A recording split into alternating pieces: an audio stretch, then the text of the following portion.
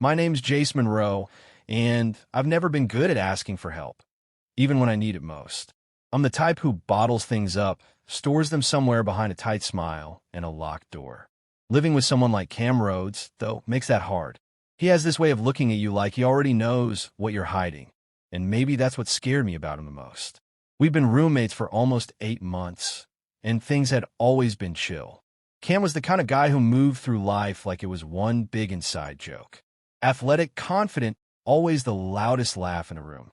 But in private, in the quiet stretches of time between classes and microwave dinners, he could be thoughtful, gentle even. I noticed that most in the little things, how he'd cover my food when I forgot, or mute the TV when he saw I was trying to study. That week had been brutal. I'd pulled back-to-back shifts at the campus library, cramming for midterms that felt more like battles than exams. My neck ached, my lower back throbbed, and every night I collapsed into bed like someone twice my age. Cam noticed. "You look like death," he said that evening, tossing his gym bag to the floor and flopping on the opposite end of the couch. He gave me a grin, the kind that softened the edges of his usual sarcasm. "Want a massage or something?" I laughed, unsure if he was serious. "From you? Yeah, why not?" He stretched his arms behind his head. "You look like you've been carrying the weight of the universe on your shoulders." I got strong hands. I should have said no. Maybe deep down, I knew that nothing with Cam ever stayed simple. But my body screamed louder than my caution. "All right," I muttered, trying to sound casual. "But if you snap my spine, I'm haunting you." He chuckled and motioned for me to turn around. I sat forward, my back facing him. His hands found my shoulders like they'd been there before, strong and steady, and pressed in knots I hadn't even known were there. I let out a sound I didn't mean to. Half relief, half embarrassment. "You're tense as hell," he murmured, voice lower now. "You don't ever let yourself relax, do you?" I didn't answer. There was something about his tone that made the air thicker. His thumbs worked beneath my shoulder blades in slow, deliberate circles, and I could feel every wall I'd put up shifting under the pressure. "It's fine," he said, after my silence stretched too long. "You don't have to talk." I focused on the rhythm of his hands, on the comfort curling through my spine. The room was dim, lit only by the TV's soft flicker. Outside, the wind pushed gently against the window, like even the night was holding its breath. I didn't know what I was feeling. Maybe it was just the relief, the warmth of being cared for, even if only through touch. Or maybe it was the way Cam's presence always crept in when I least expected, made itself comfortable in the parts of me I never invited anyone into. His hand slowed, finally falling still. But he didn't move away. Not right away. "I should probably stop," he said softly. I nodded, not turning around. My voice came out small. "Yeah." The couch creaked as he leaned back, giving me space again. But something had shifted. I felt it in the way his knee brushed mine when we stood to stretch. In the way he looked at me.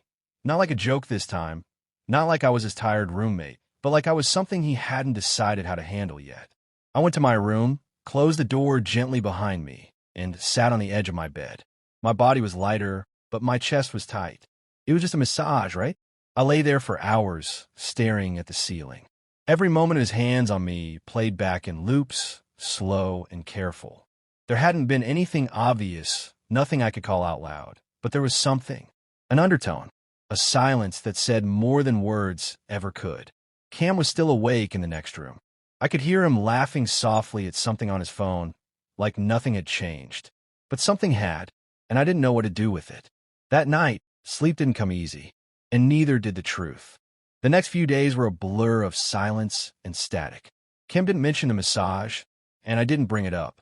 It floated between us like a secret we'd both agreed not to say out loud. But that didn't make it disappear. It made it grow. I noticed things I hadn't before, like how Cam's eyes lingered a little longer when I passed him in the kitchen, or how his fingers brushed mine when we both reached for the coffee pot. He'd always been touchy, shoulder nudges, casual pats, but now it felt charged, like we were orbiting something neither of us wanted to name. I told myself I was imagining it, that my exhaustion and loneliness were twisting reality into something it wasn't. But every glance, every pause said otherwise. He was acting different, and so was I.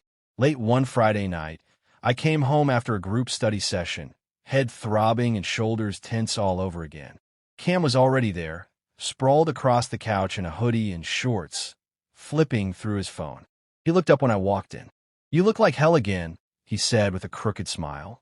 "Want a round two?" I froze. His expression softened, voice quieter now. "I meant the massage. Chill." I didn't answer right away. Part of me wanted to run, lock myself in my room, and pretend none of this was happening. But the other part, the part that had replayed that night 100 times, was louder. "Yeah," I said. "Actually, I think I do." He scooted aside, motioning me over. "Come here." This time, it wasn't the surprise that caught me off guard. It was the way I wanted it, the way I needed it. I sat down in front of him again, trying to still my heartbeat. His hands found my shoulders like before, warm, steady. But this time, the silence between us was heavy, intimate. "You always carry everything in here," he muttered, pressing into the base of my neck. I let out a quiet breath. "Yeah, comes with the territory." "What territory?" "Being me, I guess." His thumbs paused for a moment, then resumed. Slower, deeper. My skin tingled where he touched, not from pressure, but from something I didn't want to name. "You don't have to be that guy all the time," he said. "The one who pretends he's fine." I closed my eyes. I didn't know what to say to that, so I didn't. Cam's hands wandered lower, tracing the tension along my spine, then back up again. His breath was close to my ear. His knee brushed against my thigh, and suddenly, the room felt smaller. Or maybe I just felt too big for my own skin. "You okay?" he asked softly. "Yeah," I whispered, even though I wasn't. He pulled away slowly, but didn't move far. I turned my head slightly, and our eyes met, just for a second, but something passed between us. Not lust. Not exactly. Just something too fragile for words. We didn't say anything else. We sat there, side by side, staring at the muted TV screen like it held answers. The only sound was the hum of the fridge and our uneven breathing. Then his phone buzzed. He glanced at it quickly, then flipped it face down. But not before I caught a glimpse of the name. Aiden, with a red heart beside it. The tension inside me snapped like a rubber band. I turned away, suddenly cold. My thoughts scrambled to rearrange what I thought I knew. "Who's Aiden?" I asked, pretending it was just curiosity. But my voice betrayed me. Cam hesitated. "Just someone I know." Something in the way he said it made my stomach twist. I nodded and stood up. "I'm gonna get some sleep." "Jace." "It's fine." I cut him off, forcing a smile I didn't feel. "Thanks for the massage." He looked like he wanted to say more, but didn't. I walked to my room, closed the door behind me, and leaned against it with my eyes shut. What had I gotten myself into? My phone sat on my nightstand, screen lighting up with a message from Wyatt, a guy I'd had a low-key crush on since sophomore year. We'd texted here and there, nothing major, just casual. But tonight, I stared at his name like it belonged to a lifeline I'd forgotten to reach for. I opened the message, but didn't reply. My fingers hovered above the keyboard, then retreated, because the only person I could think about was Cam, and a name on his phone that didn't belong to me. Cam didn't bring up that night. Neither did I. But something had changed, and not in a way that could be undone. I moved around the apartment differently, cautious like I was stepping through fog and didn't want to trip. He still joked, still tossed popcorn at me when we watched dumb horror movies, still asked how my classes were going. But all felt rehearsed, like he was trying too hard to pretend things were still normal. I couldn't stop thinking about that name, Aiden. The red heart beside it. I told myself not to spiral, but I already had. I watched for signs, for changes in Cam's behavior. Some days he was present, focused, like nothing had ever shifted between us. Other days he disappeared into his phone, into late-night walks, and whispered calls behind closed doors. I didn't have to hear the words to know who he was talking to. And the worst part? I missed him anyway. His voice, his touch, his laugh. I missed the version of him that existed before I knew the whole truth. Or maybe I just missed a lie. One night, our friend group invited us to a house gathering. Nothing big, just a few familiar faces, music, and too many bags of chips. Cam and I carpooled together, the silence in the car thick and strange. He turned the music up louder than usual, like that would cover the things neither of us wanted to say. Wyatt was there. He smiled when he saw me, pulled me into a quick hug. I held on longer than I should have, grounding myself in his warmth. He always felt safe, even if we weren't close. Not like I was with Cam. We talked for a while, standing off to the side of the room where the music wasn't so loud. I found myself laughing, really laughing, for the first time in weeks. His stories were dumb, his jokes terrible, but I didn't care. For a few minutes, I wasn't caught in the middle of whatever mess I'd let grow between Cam and me. But then Cam showed up behind me, sliding an arm across my shoulders like he had every right to. "You good?" he asked, eyes flicking toward Wyatt, then back to me. I stiffened. "Yeah, just catching up." Wyatt stepped back a bit, polite. "I should grab a drink. I'll catch you in a sec." He walked off, and I turned toward Cam, pulling away from his arm. "What was that?" I asked. "What was what?" "You acting like you own the space around me." Cam frowned. "I was just saying hey." "No," I said. "You were marking territory." He rolled his eyes and shoved his hands in his pockets. "Don't be dramatic, Jace. Tell me I'm wrong." He didn't answer. Just shrugged, then walked off. I should have left it alone. Should have walked away and let the tension cool. But I couldn't. Not anymore. When we got home later, I went straight to the couch, didn't bother with changing clothes or even taking off my shoes. Cam dropped his keys in a bowl by the door and stood there like he was waiting for a bomb to go off. "I saw your phone that night," I said without turning. The name. Aiden. The heart. He was quiet for a long beat. Okay. I laughed bitterly. "That's it." He stepped closer, slowly. "I didn't mean to hurt you. You knew exactly what you were doing." "It wasn't like that," he said, voice low. "Aiden and I, it's complicated." "Complicated?" I turned to face him. "Is that what I am too?" Cam's jaw tensed.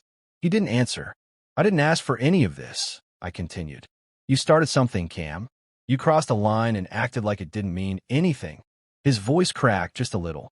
I didn't know how to stop. I stood up, every part of me trembling.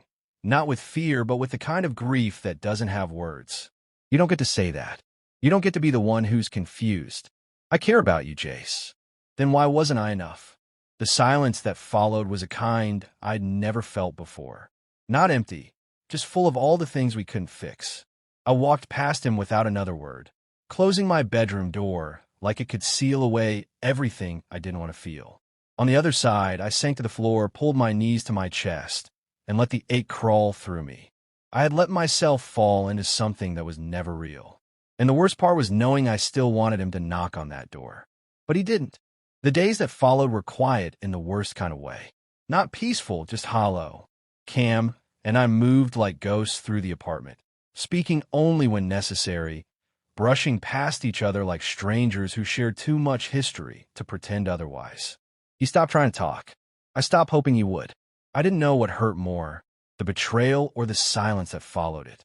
In some twisted part of me, I kept waiting for the apology that would never come. One that wasn't just "I didn't mean to" or "it's complicated." I wanted him to tell me I mattered, that I wasn't just a pause in someone else's story. But Cam had always been good at hiding behind casual smiles and half-truths. And maybe I'd been foolish to believe there was more underneath. He finally knocked on my door a week later. It was late. I was still awake, lying on my bed with the lights off, letting the ceiling hold my questions. I didn't say anything, but I didn't tell him to leave either. He pushed the door open slowly. "Can we talk?" I sat up, legs crossed beneath me, and nodded once.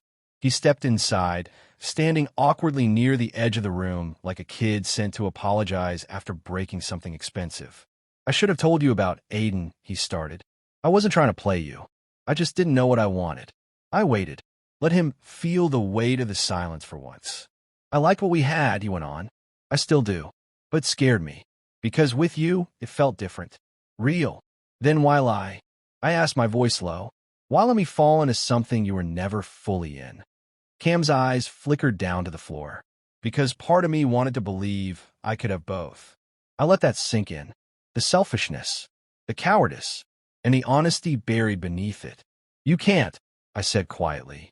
"You don't get to keep people as maybes just because you're afraid of choosing." He nodded, a sad, tired kind of acceptance in his posture. "I'm sorry, Jace." I believed him, but that didn't make it better. "I don't hate you," I said, "but I can't be close to you right now. I need space to figure out where all the pieces of me went." He looked like he wanted to argue, but didn't. Instead, he gave a small nod, then left without saying anything else. That night I cried. Not because I missed him, though I did, but because I missed the version of myself that believed someone like him could be safe. In the days that followed, I started reclaiming my quiet. I went on walks by myself, read books I'd abandoned, cooked meals that didn't come from a microwave. I cleaned the apartment not because I had to, but because it gave me back some control. Wyatt reached out again. Just a casual, "Hey, haven't seen you around lately." This time I answered. We met for coffee at a small shop near campus. He smiled when he saw me. No pity, no expectation. Just the kind of warmth that didn't ask for anything in return. We talked for hours. About nothing, mostly. Childhood stuff. Favorite movies. Classes we hated. I didn't tell him everything about Cam, but I didn't need to. He listened like someone who understood that healing doesn't need explanation. It just needs time. There was no spark, no grand romantic moment. Just peace. And for now, that was enough. Back at the apartment, Cam started packing his things. His lease was almost up, and we'd already agreed, without saying it, that it was time. He left a note on the counter. Just 2 lines. "I never meant to be your wound. I hope one day I'm not." I folded it in half and tucked it into a drawer. Not to keep, just to remember. Sometimes betrayal doesn't come with yelling or broken plates. Sometimes it arrives quietly, wrapped in kindness and soft hands. And that's what makes it harder to forget. He offered me a massage. I gave him my trust. He gave it back in pieces.